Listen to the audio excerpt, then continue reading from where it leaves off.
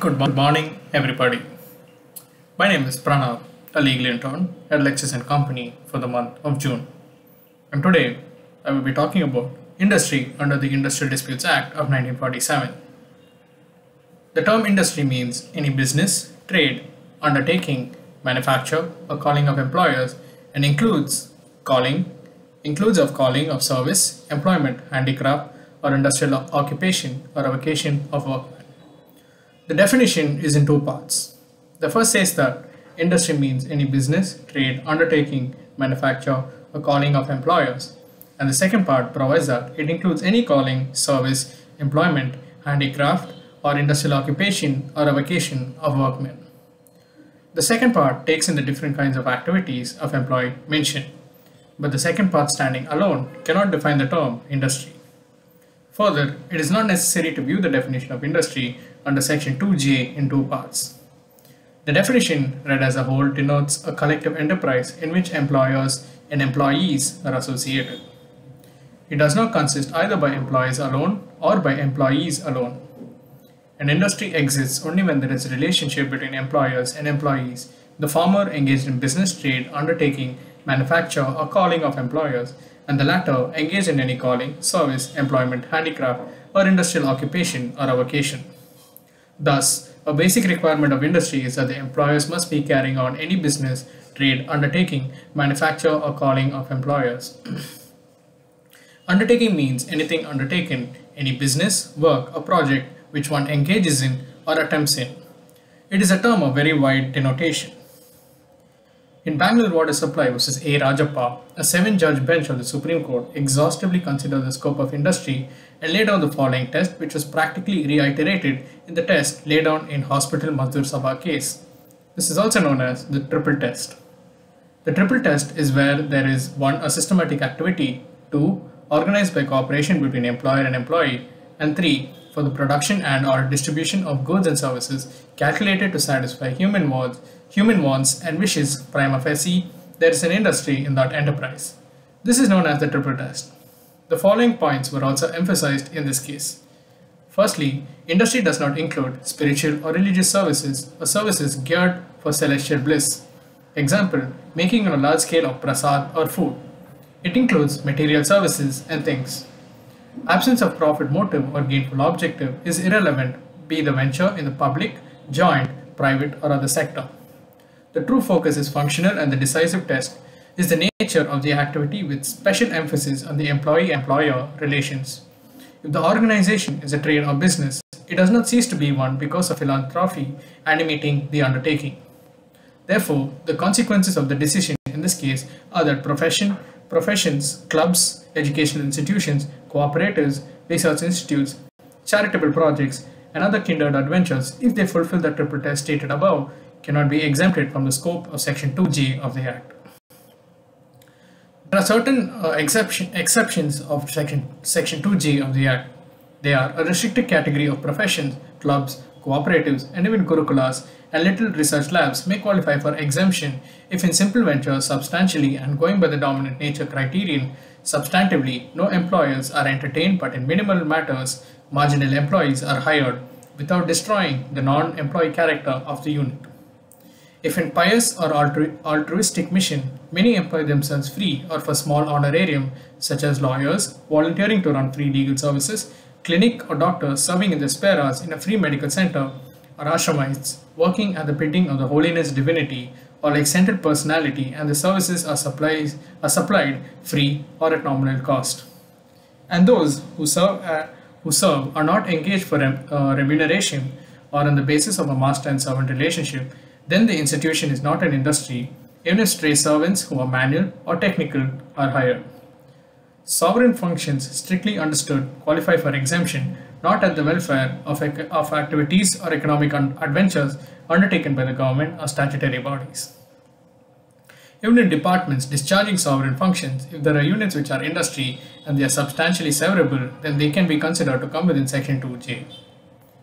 Now coming to the next topic, is municipal corporation and industry? D.N. Banerjee vs. P.N. Mukherjee is a leading case on this point. The Supreme Court observed that In the ordinary or non-technical sense, industry or business means an undertaking where capital and labor cooperate with each other for the purpose of producing wealth in the shape of goods, tools, etc., and for making profits. In the opinion of the court, every aspect of activity in which a relationship of master and servant or employer and employees exists or arises does not become an industry. It was further observed that undertaking in the first part an industrial occupation or avocation in the second part of section 2J obviously means much more than what is ordinarily understood by trade or business. Nagpur Corporation versus its employees is another important judicial decision on this point. The following observations were made by the Supreme Court. Firstly, a corporation is an industry, but industry cannot include what are called the regal or sovereign functions of the state. The regal functions described as primary and inalienable functions of the state, though delegated to a corporation, are necessarily excluded from the purview of the definition. The definition cannot be confined to trade or business or activities analogous to trade or business. If a service is performed by an individual, it is an industry, it will continue to be so even if it is undertaken by a corporation. Neither the investment of capital nor the existence of profit-making motive is a necessary element in the modern conception of industry. If a service rendered by a corporation is an industry, the employees in that department connected with the service, whether financial, administrative, or executive, would be entitled to the benefit of the Act. Now, is hospital an industry? The question whether hospital is an industry or not has come for the determination by the Supreme Court on a number of occasions, right from the Hospital Mazdoor Sabha case to the Bangalore Water Supply vs. A. Rajappa. In Hospital Mazdoor Sabha case, the Supreme Court held that the group of hospitals to be industry and observed as follows. The state carrying on an undertaking within section 2J when it runs a group of hospitals for the purpose of giving medical relief to the citizens and for helping impart medical education. An activity systematically or habitually undertaken for the production or distribution of goods for the rendering of material services to the community at a large or a part of such community with the help of employees is an undertaking. It is the character of the activity in question which attracts the provisions of section 2J. Who conducts the activity and whether it is conducted for profit or not to make a material difference. The conventional meaning attributed to the words trade and business has lost some of its validity for the purposes of industrial adjudication. It would be erroneous to attach undue importance to attributes associated with business or trade in the popular mind in days gone by. Educational institutes are whether they are industry or not. In University of Delhi vs. Ramnath, it was held by the Supreme Court that the work imparting education is more of a mission and a vocation than profession or trade or business, and therefore the university is not an industry. But this case has been overruled by the Supreme Court in Bangalore Water Supply case, and in view of the triple test laid down in Bangalore Water Supply case, even a university would be an industry, although such of its employees are not workmen within the meaning of section 2S of the Act, and may not get the desired benefits to which a workman of an industry may be entitled to. Whether clubs are a part of industry or not. Clubs or self-service institutions or non-proprietary members clubs will be industry provided that they fulfill the triple test laid down in Bangalore Water Supply vs. A. Rajappan. The Cricket Club of India case is a leading case on this point, so far has been overruled by the Bangalore Water Supply case. In Cricket Club of India vs. Bombay Labour Union, the question was whether the Cricket Club of India, which was a club, although not a proprietary club. It was held that the club was a self-service institution and not an industry, and it was wrong to equate the catering facilities provided by the club to its members or their guests with a hotel. Solicitor's firm or lawyer's office.